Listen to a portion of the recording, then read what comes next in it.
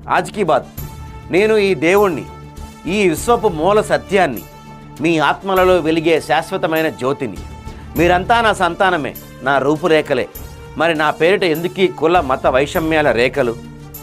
రాజకీయ నాయకులకు పదునైన ప్రశ్న. ఓ స్వార్థపు రాజకీయ నాటక సూత్రధారులారా, నా భక్తుల మధ్య చిచ్చుపెట్టి చలి కాచుకునే వారలారా, నేను ఎప్పుడైనా చెప్పానా కులం కంచెకట్టండి అని?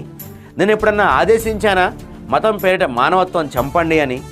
నా మందిరం ప్రేమకు కరుణకు పుట్టినిల్లు. మీరు దాన్ని ద్వేషానికి విభజనకు వేదిక చేశారు. మీ అధికారం కోసం, ఓటు బ్యాంక్ కోసం నా పవిత్ర నామాన్ని అబద్ధపు ఆయుధంగా మార్చారు.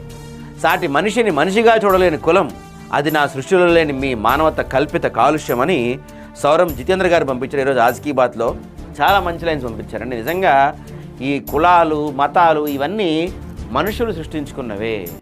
దేవుడి దృష్టిలో కులాలు లేవు, మతాలు లేవు. ఇవన్నీ కూడా ఓట్ల కోసం, రాజకీయాల కోసం, మిగతా వాటి కోసం మనుషుల్ని కేవలంగా ఓటు బ్యాంకుగా వాడుకుంటాం రాజకీయ నాయకులు సృష్టించినవే ఇవన్నీ. చాలా మంచి లైన్స్ పంపించారు ఆయన.